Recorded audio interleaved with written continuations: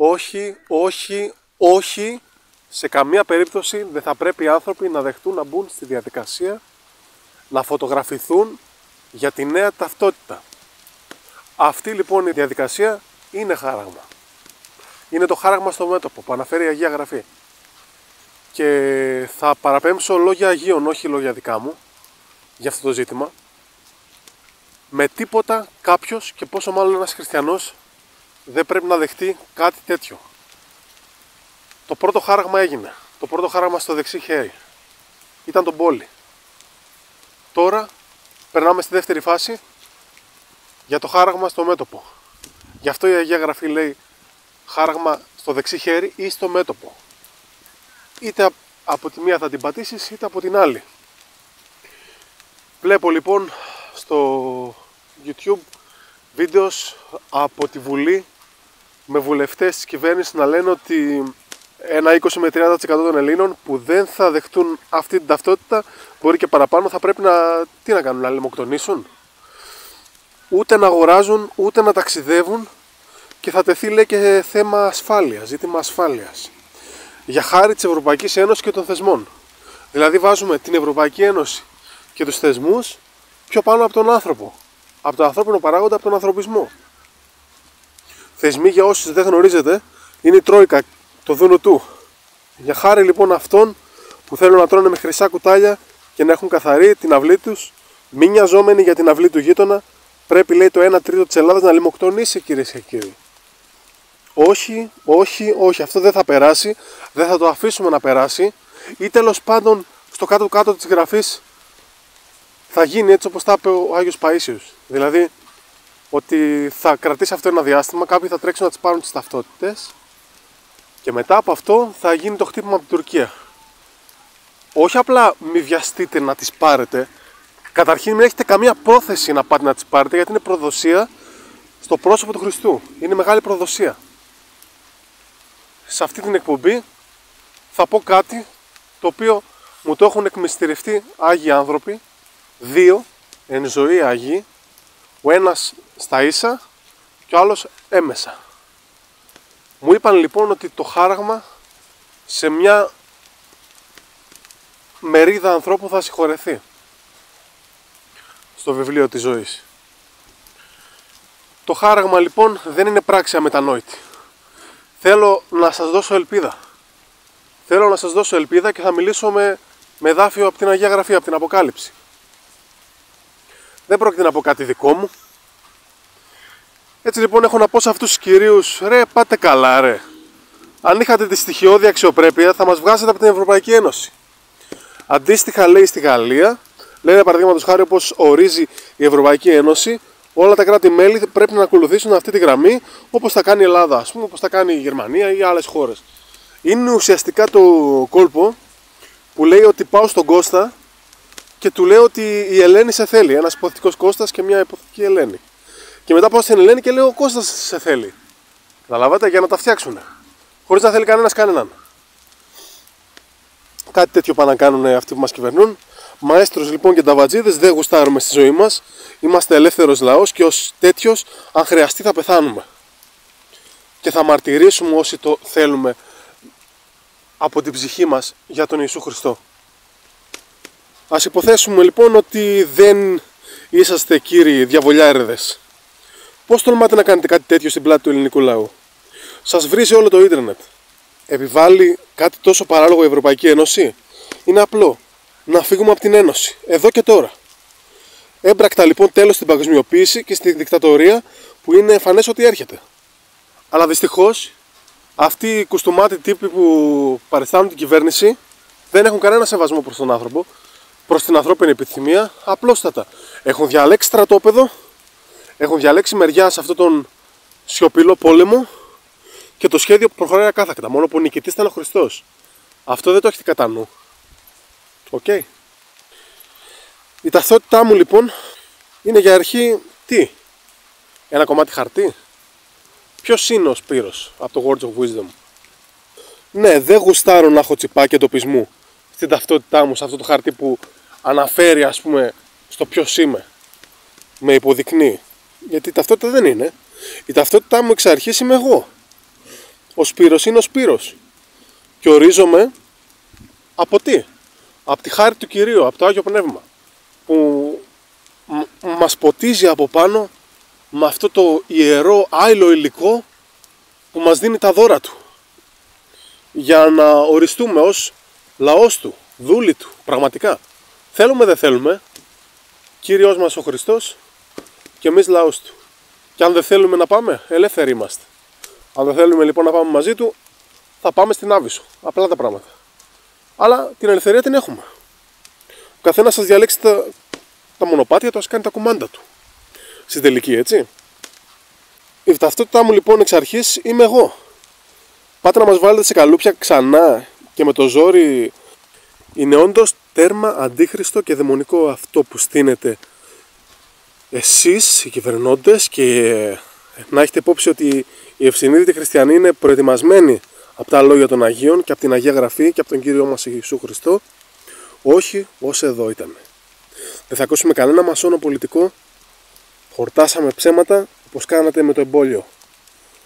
Χορτάσαμε, βλέπετε, ελευθερίες τα 3 τελευταία χρόνια και δεν μπορούμε ούτε να μιλήσουμε καλά. Αλλά οι δικτατορίες έτσι δρούνε.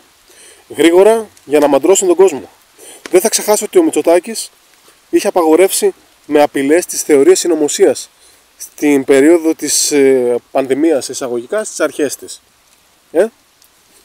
Μέχρι και την ελευθερία του λόγου καταργήσατε. Βέβαια, στους κοσμοκράτορες του κόσμου τούτου, στην εξουσία που έχουν, εν τέλει όλα λοιπόν στην κοσμοκρατορία αυτήν υπόκεινται σε ειρηνικό διάλογο, συζήτηση, και να μην τα πολυλογούμε, κόβουν και ράβουν το έργο στα μέτρα τους.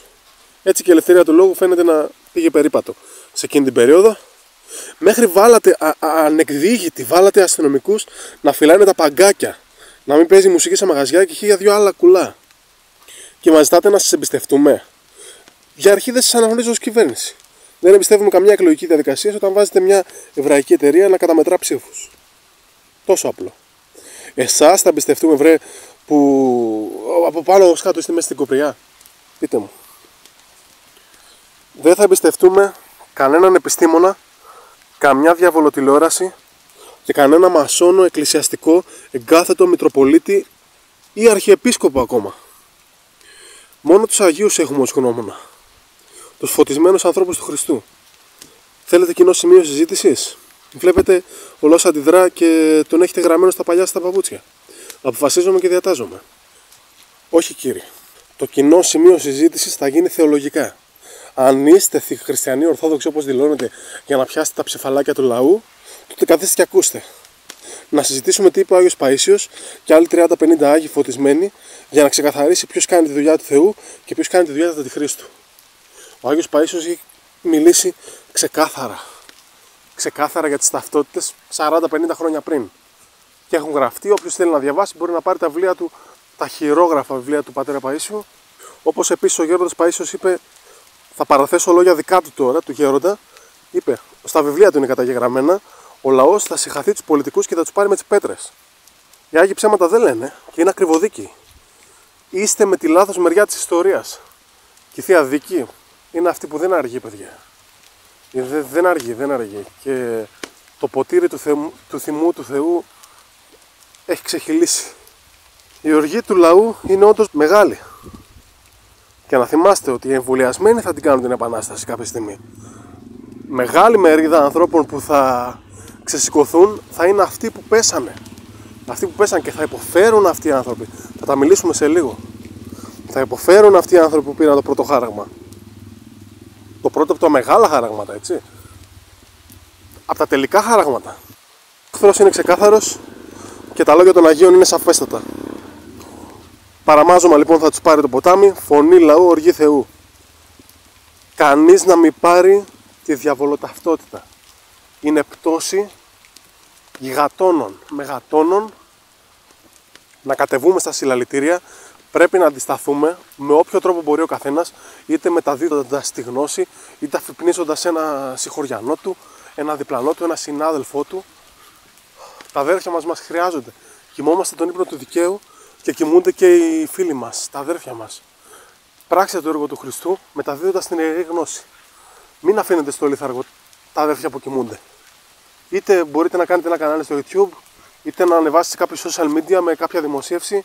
Με οποιοδήποτε τρόπο μπορείτε, μιλήστε αν έχετε την κρίση ότι μπορείτε να αφυπνίσετε πραγματικά και δώστε τους να καταλάβουν τι γίνεται, ότι ζούμε την αποκάλυψη του Ιωάννη. Έτσι λοιπόν, αυτό που θέλω να τονίσω σε αυτό το βίντεο είναι ότι θέλω καταρχήν να πάρουμε ελπίδα, μεγάλη ελπίδα, από την ίδια την Αγία Γραφή και από τους δύο Αγίους που μου είπανε ότι θα υπάρχει μερίδα λαού που θα συγχωρεθεί ακόμα και από αυτούς που πήραν τα χαράγματα, τα σφραγίσματα του Αντιχρίστου. Ναι, μην χάνετε την ελπίδα σας. Υπάρχει λόγος που αναπνέετε ακόμα που δεν έχετε χάσει τον έλεγχο της συνειδητότητάς σας και ας έχετε ήδη τρελές επιρροές από δαιμονικά πνεύματα. Μπόλι λοιπόν, χάραγμα στο χέρι, ήταν το πρώτο. Και το δεύτερο, θέλω να το ξέρετε, ότι δεν έγινε μόνο στις ταυτότητες, αλλά είναι και στα διαβατήρια, είναι και σε πολλές εταιρείες που έχουν να κάνουν με συναλλαγή χρημάτων, στα κρυπτονομίσματα. Όποιος θέλει να σε ταυτοποιήσει, από αυτούς ζητάνε μια φωτογραφία ειδική, που αυτή η ειδική φωτογραφία πρέπει να κάνεις κατά κάποιο τρόπο σαν βιντεοσκόπηση το πρόσωπό σου ολόκληρο, από πολλές οπτικές γωνίες. Και αυτή η φωτογραφία, παιδιά, είναι το χάραγμα στο μέτωπο. Εκεί την πάτησες, αν με ακούς, και έχεις πέσει. Αλλά δεν θέλω να απελπίζεσαι. Γιατί ο Θεός σε καλεί σε μετάνοια μέσω της Αγίας Γραφής. Θα παραθέσω λοιπόν εδάφιο, στο οποίο ότι μπορεί κάποιος να μετανοήσει. Ο πατήρ Σάββας Αχιλλέος, ο Άγιος άνθρωπος αυτός, είχε μιλήσει στο κήρυγμά του γύρω στο 1999, κάπου εκεί, και έχει καταγραφεί σε βίντεο και μιλούσε για αυτή τη φωτογραφία. Από πού και ως που ήξερε ο Άγιος για αυτή τη φωτογραφία, με λεπτομέρειες, ότι λέει αυτή τη φωτογραφία θα τη βγάζεις και μόλις θα σε βγάζει η φωτογραφία το μηχάνημα, θα πετάει μια ειδική ακτίνα λέιζερ τη φωτογραφική μηχανή και θα σε σκοτώνει εκείνη την ώρα. Θα σε σκοτώνει πνευματικά. Είναι αλήθεια. Είναι αλήθεια και ο Άγιος ήξερε με λεπτομέρειες. Πολλά χρόνια πριν. Μιλάμε για 25 χρόνια πριν. Έτσι λοιπόν, όσο μπορείτε, μακριά, 1000 φορές μακριά, και τη ζωή σας ακόμα μην σας βγάλουν τέτοια φωτογραφία. Βέβαια, όποιος το βγάλουν φωτογραφία με το ζόρι, με τη βία, τέτοια, δεν βαρύνεται με το αμάρτημα του τελικού χαράγματος Αντιχρίστου. Δεν είναι σε καμία περίπτωση υπεύθυνος όποιος παλέψει για να μην πέσει σε αυτό και τον αναγκάσουν με το ζόρι, δηλαδή τον βάζουν κάτω και τον εμβολιάζουν, ή τον βάζουν κάτω και τον βγάζουν αυτή τη φωτογραφία. Και ο Θεός θα τον δικαιώσει το τέλος. Εδώ λοιπόν, παιδιά, δεν ήρθαμε να κάνουμε ούτε τους ταοιστές, αυτούς που δεν αγαπάνε τον κόπο και τον μισούνε, αλλά ίσα ίσα ήρθαμε να μοχθήσουμε και να παλέψουμε. Όποιος θέλει να πάει πίσω από τον Χριστό, να πάει σε αυτό το ιερό απίστευτο μέρος που λέγεται Βασιλεία των Ουρανών και κανείς δεν το έχει ζήσει ακόμα. Ανοίξτε την Αγία Γραφή, δεν διαβάζουμε, παιδιά, δεν διαβάζουμε. Και εγώ είμαι ο πρώτος που δεν διαβάζει. Είμαστε και τεμπέληδες πολύ. Τα γράφει ξεκάθαρα μέσα. Πώς θα είναι η Βασιλεία των Ουρανών, διαβάστε βασικά στην Αποκάλυψη του Ιωάννη. Από εκεί και έπειτα. Ξεκαθαρίσαμε τα δύο χαράγματα στο χέρι και στο μέτωπο. Φαίνεται να είναι τα χαράγματα της εποχής ή ίσως τα τελικά χαράγματα. Θα αναφερθούμε σε άλλα βίντεο, σε άλλες εκπομπές, να προσπαθήσουμε έτσι να κάνουμε μια διάκριση, να δούμε τι στο καλό γίνεται με την αναλαμπή της Ορθοδοξίας, τη χιλιετή Βασιλεία του Χριστού, αν είναι όντως συμβολικά, αν δεν είναι και πρόκειται για 1000 χρόνια. Θα τα δούμε, θα τα ψάξουμε μαζί παρέα. Ήρθε χειμώνας και σιγά σιγά θα συντονιστώ όσο μπορώ να αφιερώνω χρόνο στις εκπομπές.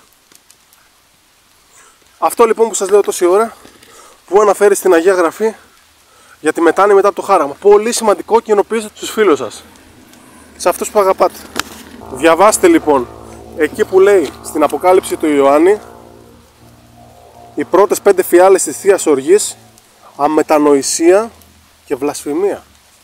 Πάμε λοιπόν στο εδάφιο 11 και διαβάζουμε. Τώρα δεν το έχω μπροστά μου, αλλά το διάβαζα πριν. Αυτή την εκπομπή την ανέβασα μετά από προσευχή και διάβασα όλη την Αποκάλυψη του Ιωάννη για να μην πω κάμια βλακεία. Έτσι, μεγάλη υπόθεση. Και συγγνώμη για τα προηγούμενα χρόνια που όντως κάποιες εκπομπές τις ανέβαζα χωρίς προσευχή ή χωρίς μεγάλη έρευνα, λίγο επιπόλαια ή έως και πολύ επιπόλαια.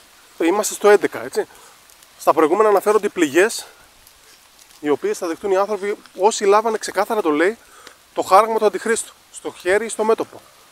Και τα λέει επακριβώς. Στο 11 λοιπόν λέει ότι η μεγάλη οργή του Θεού, τα λέω περιγραφικά, το ποτήρι της οργής του Θεού ξέσπασε στους ανθρώπους και μεγάλες οι συμφορές και οι πληγές που θα δεχτούν οι άνθρωποι όσοι πήραν το χάραγμα. Δηλαδή θα υποφέρουμε, μην περιμένετε να τη βγάλουμε λάδι. Εδώ ήρθαμε να μαρτυρήσουμε τον Χριστό. Και όσοι πέσαμε στις παγίδες του πονηρού, αλίμονό μας. Μεγάλη λοιπόν, και τι λέει μετά η επόμενη λεξούλα? Και αμετανοησία, λέει, των ανθρώπων που δεν μετανόησαν και βλασφήμισαν κατά τη διάρκεια των πόνων. Πώς το λέει? Έτσι το λέει κάπως. Δηλαδή, τι μας λέει ξεκάθαρα εδώ σε αυτό το εδάφιο? Όποιος θέλει να βρει, βρίσκει. Όποιος ψάχνει, βρίσκει. Την ανοίγουμε την Αγία Γραφή. Μας λέει ότι όποιος πήρε το χάραγμα της Αποκάλυψης μπορεί να μετανοήσει. Για το χάραγμα μιλάει. Έτσι λοιπόν λέει, που δεν μετανόησαν όσοι πήραν το χάραγμα. Πώς γίνεται αυτό? Γίνεται λοιπόν όποιος πάρει το χάραγμα να μετανοήσει? Ναι. Δεν θα το έγραφε αν δεν υπήρχε λόγος να το γράφει. Δεν θα το έγραφε αν δεν υπήρχε τρόπος να μετανοήσεις. Και ο τρόπος είναι ο εξής. Θεέ μου λυπήσουμε. Εξομολόγηση, Θεία Κοινωνία, αγιασμός και υπακοή στο Θεό. Υπακοή. Και μην περιμένετε να τη βγάλουμε λάδι. Θα περάσουμε πολύ δύσκολα. Και επερχόμενες πληγές στο 11 είστε. Διαβάστε από το 1 μέχρι το 10. Και όποιος έχει την κρίση ας καταλάβει. Η πρώτη μιλάει για ασθένεια τερελή. Με πληγές, και μας έχουν μιλήσει οι Άγιοι. Όποιος ερευνεί, θα τα πούμε σε άλλο βίντεο. Τι θα είναι αυτή η αρρώστια, ποια μέρη του σώματος θα χτυπήσει και τι αντίκτυπο θα έχει. Απλά περιμένετε. Μεγάλη υπομονή και πίστη. Και μη τυχόν βλασφημίσετε το Θεό στην περίοδο των πόνων. Μη τυχόν. Εκεί λοιπόν θα αποδείξετε ότι θέλετε να επιστρέψετε στον Ιησού Χριστό έμπρακτα και θα ξεπληρώσετε με τους πόνους τις βλακές που κάνατε και τις βλακές που κάναμε. Δεν είμαι αυτός που δεν πήρε κανένα χάραγμα. Δεν είμαι αυτός που δεν έπεσε σε κόλπα του πονηρού. Η εικόνα του θηρίου, ο ψευδοπροφήτης, η τηλεόραση και ο υπολογιστής, που είναι μέσα στα είδωλα από χαλκό, χρυσό, ασίμι, πέτρα και ξύλο, αυτά τα βρωμοπαιχνίδια που παίζουμε, που προσκυνάμε και λατρεύουμε τα είδωλα, δεν θα μας βγουν σε καλό όσοι τα παίζουμε από εμάς. Μην νομίζετε ότι δεν έχουμε πέσει σε παγίδες του πονηρού. Τα χαράγματα είναι πολλά μέχρι να φτάσουμε στο τελικό χάραγμα. Φρόντισε ο πονηρός να μαντρώσει πολλούς ανθρώπους. Ένας από αυτούς είμαι και εγώ. Έτσι λοιπόν να προσέξουμε να αποφύγουμε τα μεγάλα χαράγματα, που είναι το μπόλι στο χέρι και η φωτογραφία αυτή στο μέτωπο. Είναι ξεκάθαρα τα πράγματα. Μακριά από τις νέες ταυτότητες, μακριά, ξυπνήστε τα αδέρφια σας. Και φτάνουμε σε ένα θεολογικό θέμα τώρα. Μα γιατί λέει να δώσει ο Θεός το χάραγμα? Γιατί? Να πω λίγο την άποψή μου σε αυτό το θέμα, όπως το καταλαβαίνω. Γιατί να επιτρέπει ο Θεός να μετανοήσουμε? Τι νόημα έχει μετάνοια μετά το χάραγμα? Εγώ, όπως το καταλαβαίνω, και στη δική μου περίπτωση ειδικά, ήταν τόσο μεγάλη η περηφάνειά μου, που μόνο ένα τέτοιο χάραγμα μεγατόνων θα με έκανε να πέσω να τον παρακαλάω στα γόνατα. Είτε φυσικά, είτε νοητά. Είναι τέτοια περηφάνειά μου, που μόνο τέτοια μεγάλη πτώση θα με έκανε να ξεκαβαλήσω το καλάμι. Τέτοια χάλια έχουμε. Τέτοια χάλια, και επέτρεψε τέτοιες πληγές ο Θεός. Και να λέμε, αυτό χρειαζόταν για τη σωτηρία μου, Θεέ μου. Και έχετε πίστη, παιδιά, πίστη ακλόνητη. Μας αγαπάει ο Θεός και θα συγχωρήσει μερικούς από μας. Πάρτε ελπίδα. Δεν μας έπλασε όλους για να αποτύχουμε. Δεν έχει νόημα αυτό. Δεν θα σωζόταν κανείς από τις παγίδες του διαβόλου σε αυτόν τον κόσμο. Κανένας. Είμαστε βουτυγμένοι μέσα στο βούρκο με τις κοπριές. Το καταλαβαίνετε? Αυτό. Οι επόμενες μου εκπομπές θα έχουν να κάνουν με τα είδωλα που γράφει στην Αγία Γραφή, το Metaverse, τις εικονικές πραγματικότητες του ίντερνετ, τα ψεύτικα αυτά, το ψευδοπροφήτη, την τηλεόραση δηλαδή, ανάλυση της Αγίας Γραφής και της Αποκάλυψης εδάφιο προς εδάφιο. Τα ζούμε παιδιά τώρα. Τα ζούμε και πρέπει να ξυπνήσουμε λίγο το νιονιό μας να πάρει χαμπάρι που είμαστε. Λοιπόν, θα επιστρέψει ο Words of Wisdom, Σπύρος, είναι χειμώνας. Είστε στο κανάλι Words of Wisdom. Όσοι δεν με ξέρετε, είμαι 3 χρόνια στο YouTube περίπου, από την αρχή της πανδημίας, και με πρωτοβουλία δικιά μου ξεκίνησα αυτόν τον αγώνα. Βέβαια δεν είχα ευλογία να το ξεκινήσω, αλλά πάλι καλά είχα καλή πρόθεση και ελπίζω αυτό να βαθμολογηθεί και λογικά αυτό θα βαθμολογηθεί. Από εκεί και έπειτα έχω κάνει λάθη και όπως σας είπα σε προηγούμενο λεπτό του βίντεο, θέλω να ζητήσω συγγνώμη για μερικές επιπολαιότητες. Να αναφέρω μία από τις πολλές. Είπα αυθαίρετα, πρόσθεσα ουσιαστικά στην αποκάλυψη ότι εκείνο το σκάνερ στην περίοδο της πανδημίας ήταν το χάραμα. Αυθαίρετα, χωρίς να ρωτήσω κανέναν, χωρίς να στηριχτώ σε κάποιο λόγιο Αγίου. Όχι, λάθος. Μεγάλο λάθος. Ενώ για αυτά που σας είπα σήμερα, μου είπανε και 2 Άγιοι εν ζωή πράγματα και διάβασα και από την Αγία Γραφή και έχουμε και το βίντεο του πατρός Σάββα Αχιλλαίου που είναι στην περιγραφή και έχουμε και τον Άγιο Παΐσιο, ο οποίος μας έχει γράψει πολλά χρόνια τώρα και πολλές γερόντισσες και γερόντους φωτισμένοι από τον Ιησού Χριστό, οι οποίοι μας είπανε και έχουμε τη γνώση. Είμαστε αδικαιολόγητοι. Από αδιαφορία, παιδιά. Από αδιαφορία θα χαθούμε. Αν χαθούμε. Δεν ψάχνουμε, δεν νοιαζόμαστε. Έτσι. Αυτό που θέλω να σας πω είναι να έχετε κυρίως πίστη, να μην απελπίζεστε. Ο Θεός δεν μας έφτιαξε για να απελπιζόμαστε. Και να αγωνίζεστε όπου κι αν είστε. Καθαριστείτε πνευματικώς, όχι με μάγους και διάφορα New Age spirituality, αλλά με εξομολόγηση και Θεία Κοινωνία. Γίνεται λοιπόν, ας γίνουμε όλοι καθαρά δοχεία για να μπορούμε να δεχτούμε τη χάρη του Αγίου Πνεύματος. Αν δεν έχετε δει τα υπόλοιπα μου βίντεο, δείτε τα. Σας ευχαριστώ πολύ.